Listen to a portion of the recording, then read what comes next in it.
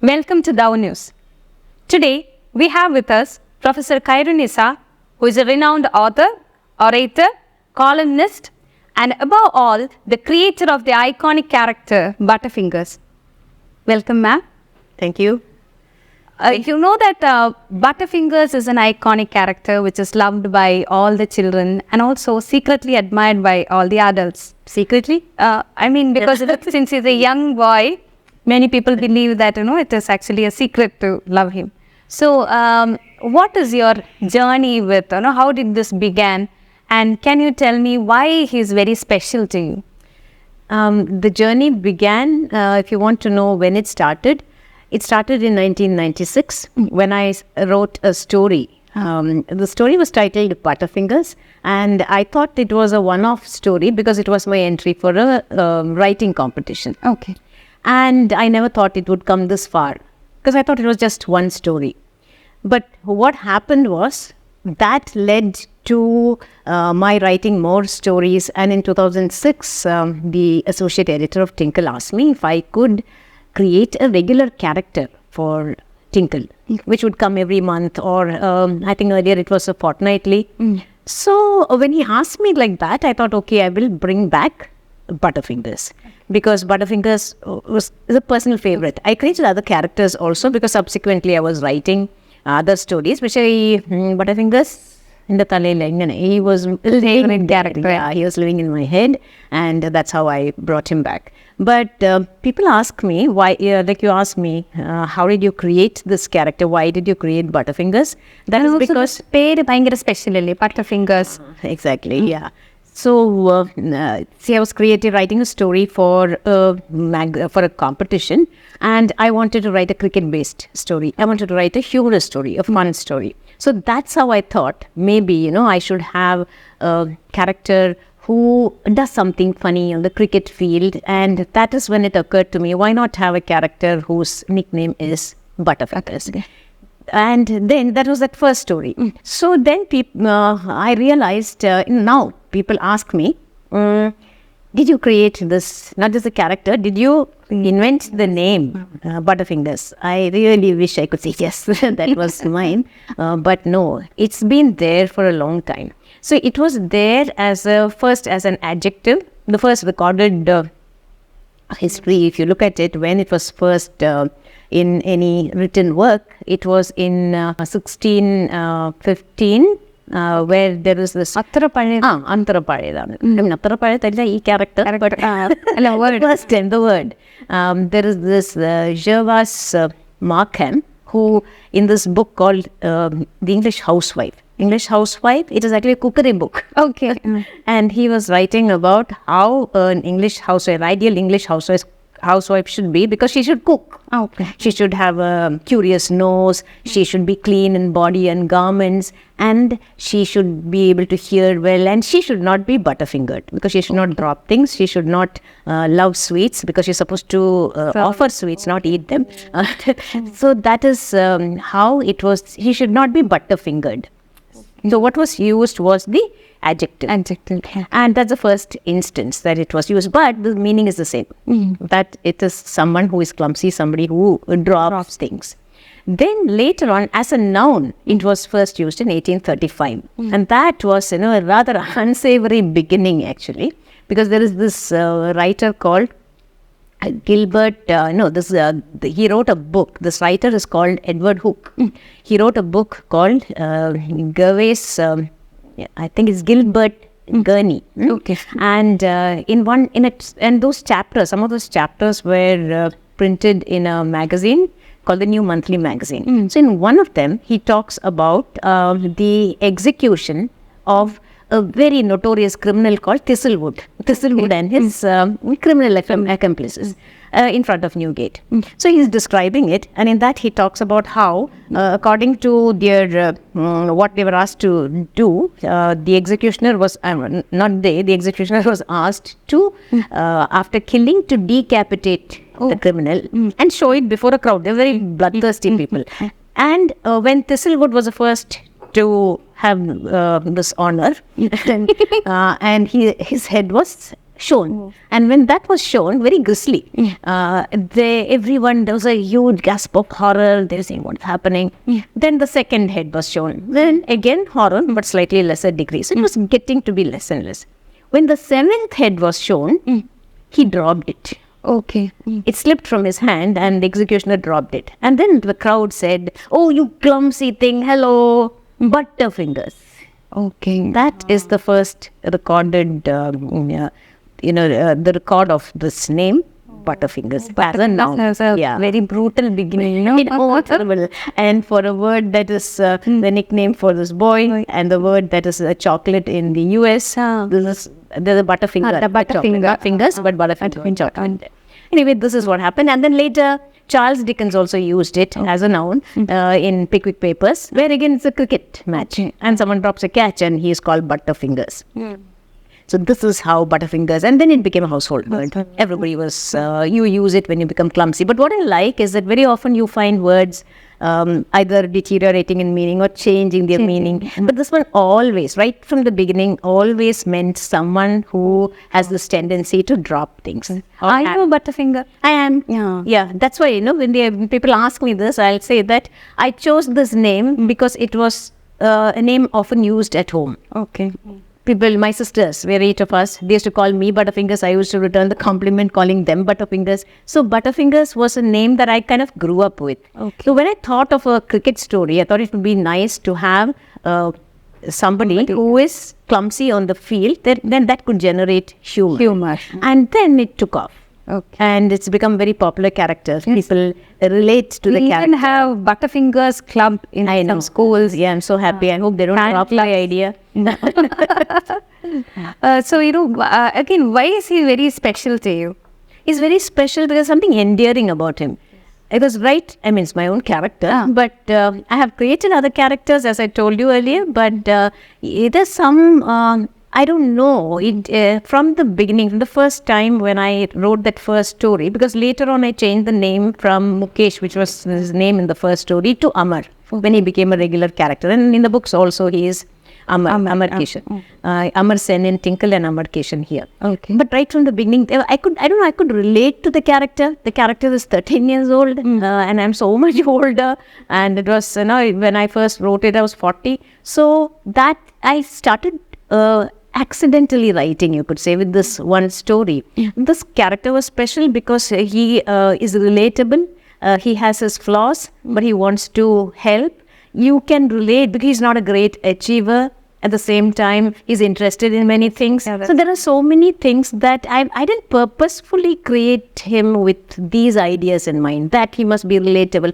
It is just that this is how he appeared in my imagination, and I created him. And also because it is his your son's name. Yeah, my son's name, but they're very different. I mean, they're very nice people, both of them. But my son is a quiet boy. He's Butterfingered, but he's a quiet boy. Whereas this Butterfingers is all over the place. He is hyperactive. He's proactive. He wants to do something all the time. He carries disaster with him. He wants to help, and nobody wants his help. And involved in everything. Like a sodium in water. He's all over the place. And I like that. Okay. Now, ma'am, if you look at the recent children's fiction books, they are full of magic. You have demons, you have witches, മന്ത്രവാദികളൊക്കെ ഉണ്ട്, ഒരുപാട് യുദ്ധങ്ങളും പിന്നെ അതുപോലെ mythological characters ഒക്കെ ഒത്തിരി ഉണ്ട്. You have the childhood of gods and goddesses recreated. അങ്ങനെ ഒരു childhood ഇല്ലാത്തവർ പോലും they appear on children's fiction. So, and also there is a lot of political agenda behind all that. So, amidst all these hatred, how do you create characters who are innocent, charming, and also still maintains that childhood innocence? Because I'm not purposefully creating this character. See, when you create characters as they appear to you in your imagination, and as the way, and there is a particular way in which you view the world. Okay. And that reflects in your writing, and that reflects in the kind of characters you create. See, magic, Harry Potter. Actually, Rowling created magic by unleashing this Harry Potter series on children, which caused children to start reading. For that, I'm very grateful to her that she brought children back to reading. But it's magic. And so when she wrote magic, and always you find magic has been a ingredient of children's fiction. Fantasy. Right from fairy tales, and then you go to Alice in Wonderland, you go to Narnia, anything you find, Peter Pan, whatever it is, something extraordinary, something unbelievable, magic is what propels a story forward. But somehow I'm very grounded. I may like to read those stories, but I don't want to create such stories. See, a golden rule when you write is that you must write according to your strength. Okay. What you think you can do best. You should not write something because that is what is selling. In fact, the mythology is selling. But I don't think I'll be able to write any story to do with mythology at all, because that's not my forte.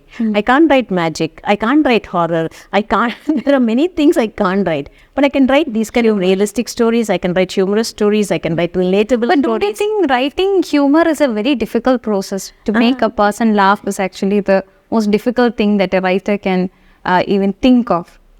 It is difficult if you don't have a sense of humor. But if you have, and if you have grown up loving humor and using humor as happened with me and still happens, then I don't think it's difficult. Because you're looking at the world, not that everything is making you laugh, but you are also able to look at the lighter side of something. It actually helps you keep your sanity.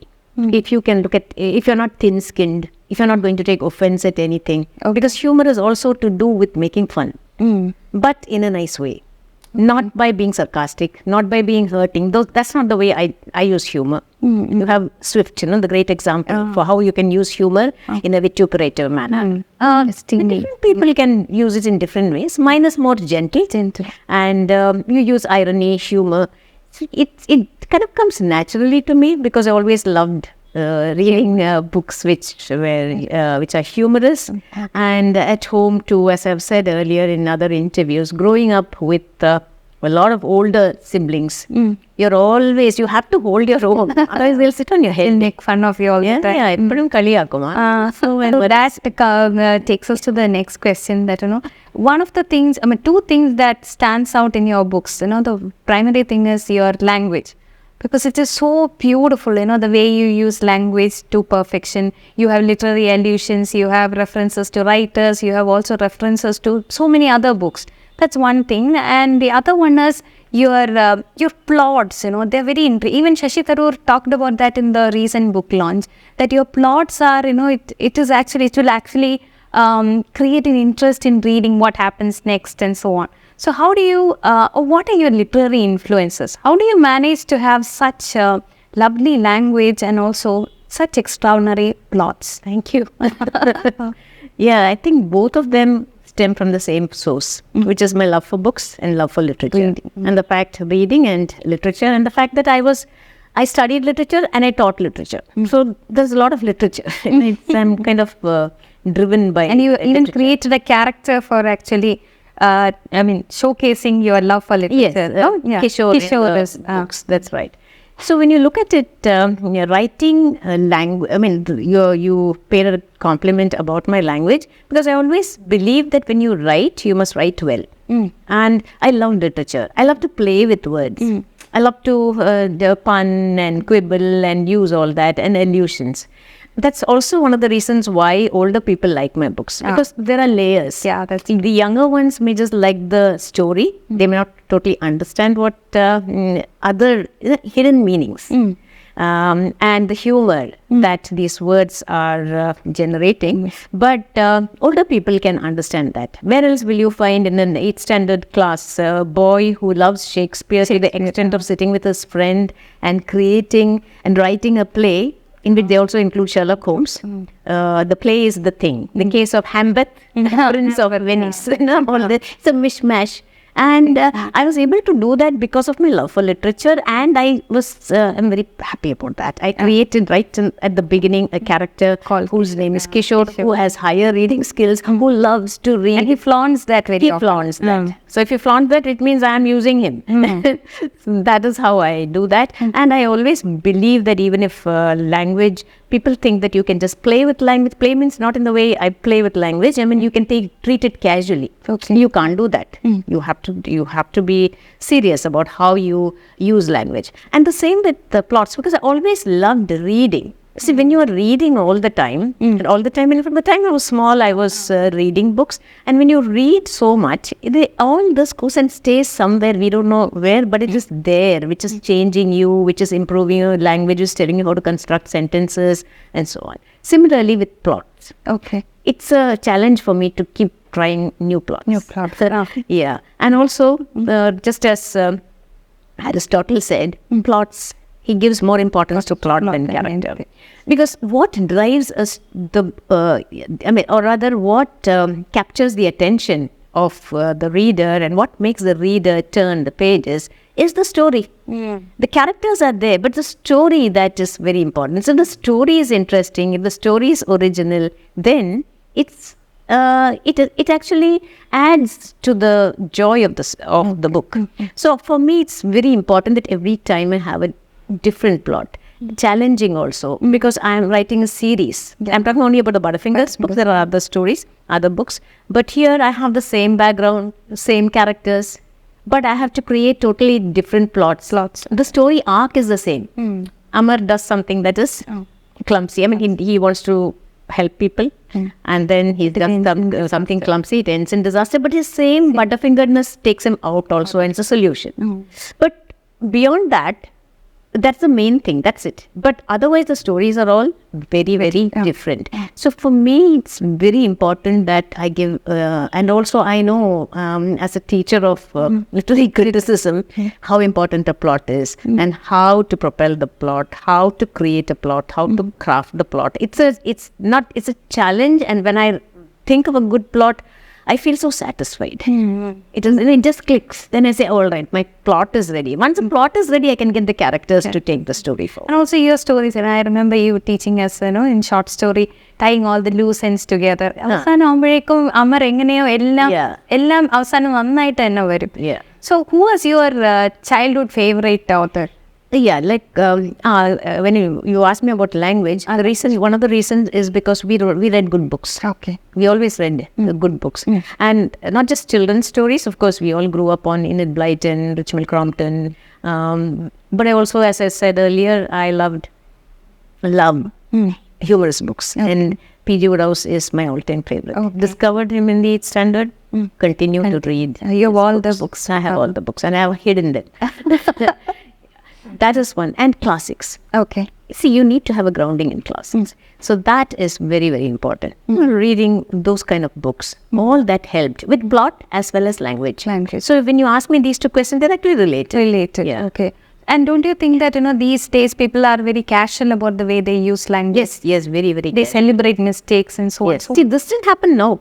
It happened quite some time back when language was kind of was watered down. I don't know whether you remember, but literature, the warning signal was there. The warning bells were rung when, for BA literature, there was a paper called the Shakespeare paper. Okay. Board of Studies removed Shakespeare paper because they said students cannot. Shakespeare doesn't. For the undergraduate program. Yeah. Okay. Yeah, they removed Shakespeare and replaced it with English for communication. Okay. I mean, look at the chalk and cheese. You are replacing Shakespeare with English for communication. And their justification was, Shakespeare is very difficult, outdated. You don't need to learn Shakespeare. How can you get a BA degree in English literature without learning Shakespeare? At least 4 plays of Shakespeare. We know how they study. That's a different thing. But at least on paper, it should be there. And then it was, as long as you're able to communicate using language, that's enough. Okay. So, who is the chief minister? I is the chief minister. All right. That's all right. Grammar doesn't matter. You have to make yourself understood. So, once that became the norm, people started being very casual about using language. It's a very wrong thing. We should give importance to language. Language is very, very important. Whether it's Malayalam anengilum, English anengilum, Bhasha has to be pure. I don't mean it should be very sophisticated or anything, but grammar, very important. It has to be correct. How can you excuse anyone who is making mistakes? You can't. Okay. Now, now let us talk about your new book. That is The World of Butterfingers.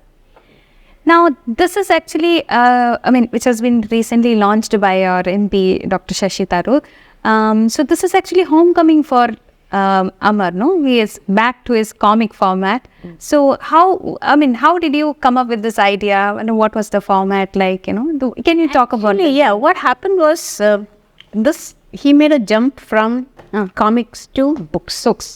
Because when I was writing the comics for Tinkle, I wasn't writing the comics. I was writing stories.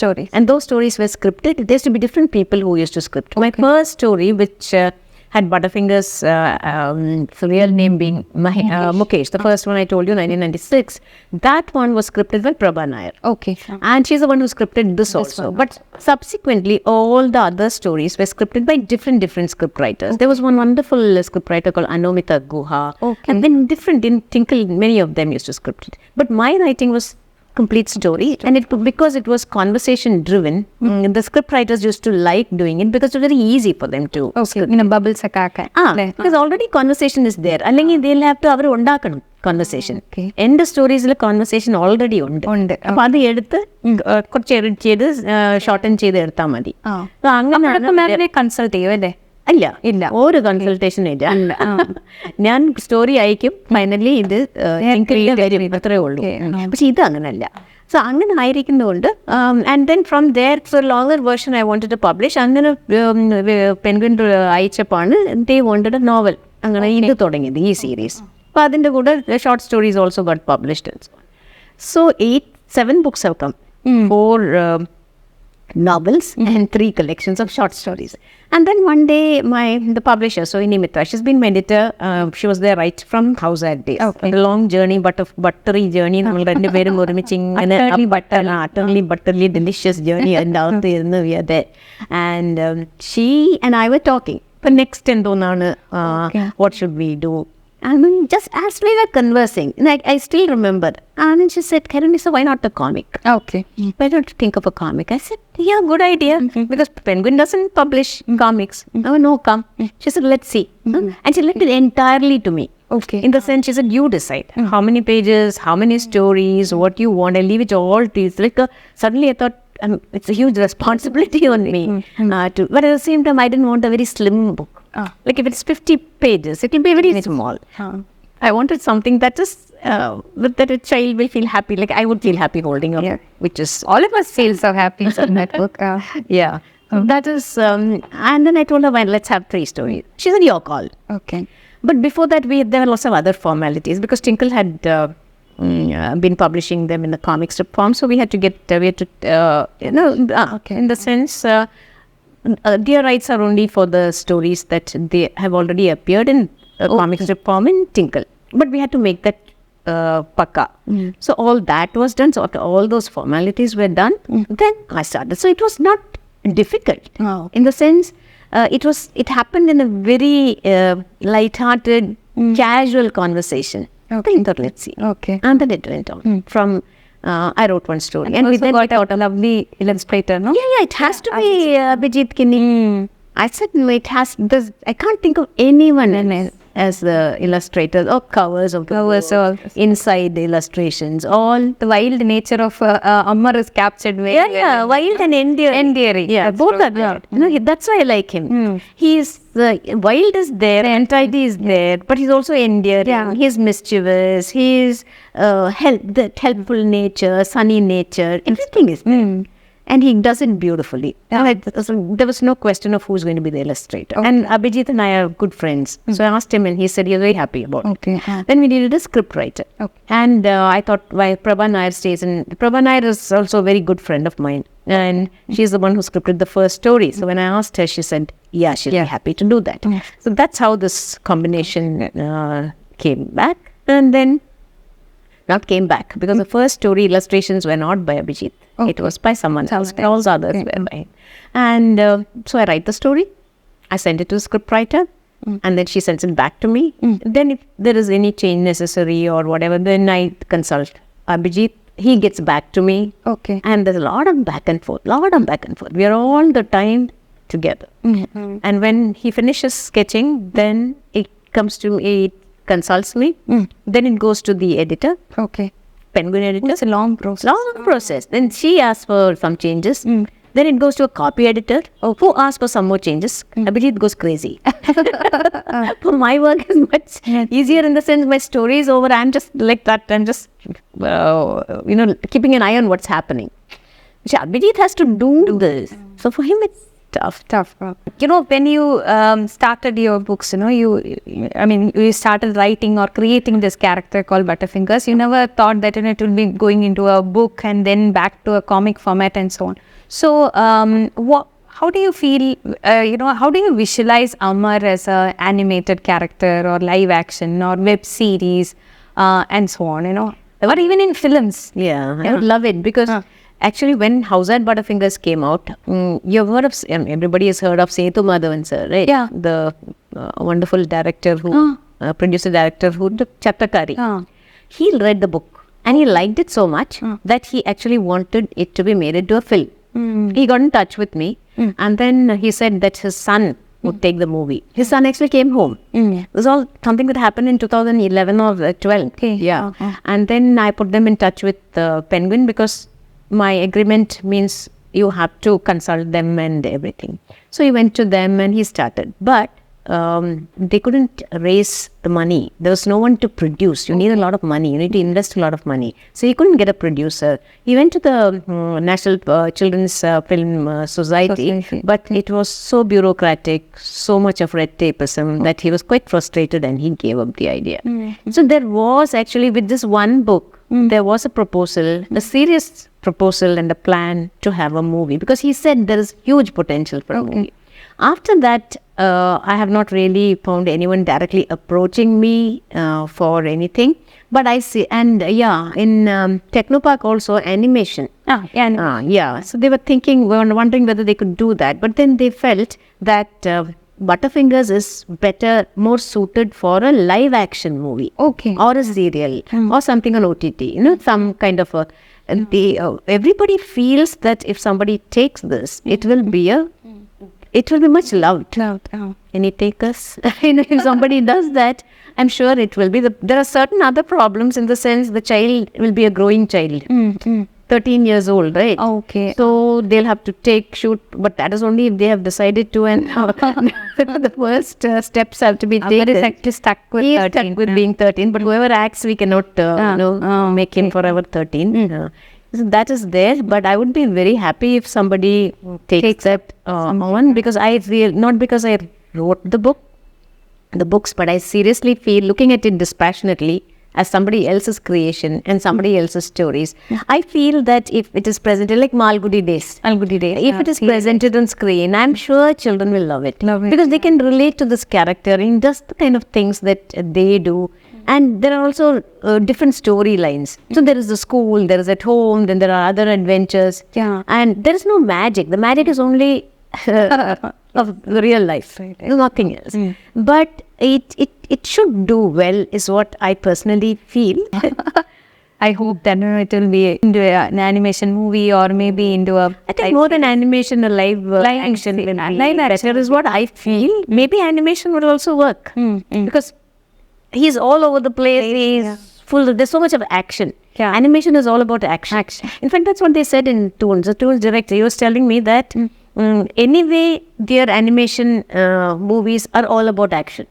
About banging, those kind of things. So it won't be anything new in that sense. Okay. So he said, but live action, there's novelty about it. Okay. He said, he was the one who said, he and many others have said that live action is what will suit this particular character. Okay. So you prefer live action? It's not a question of my preference. I still think animation can also do well because as a comic it's doing very well. But I don't know about these things. See, I'm writing a book. I don't know to make. I hope somebody takes it up very soon. If they do, I'll be very happy about that. Yeah. So what are your future projects? Can we expect a title in the Butterfingers series soon? We had my editor and I still again had a conversation. It's in progress. Yeah. No, not progress. She said we should have another comic. Okay. Yeah. I said, okay, let me think about it. She said, no thinking about it. Now the launch is also over. You have to think seriously about it. Tirunduram has this tradition of watching your book launches every year. Oh my God, this is really pretty draining. The launches go off very well, but the work behind it drains you. Yeah. And at the end of it, it's such an enjoyable process. No, you get Thank you, and you have come for all the launches. I should be very grateful to you. You and Sir Shashi Tharoor, I think, and a few others. So, thank you so much for spending this evening with us, ma'am. And all the best for your future endeavors. Thank you so much. Thank you very much. It was a pleasure talking to you as always.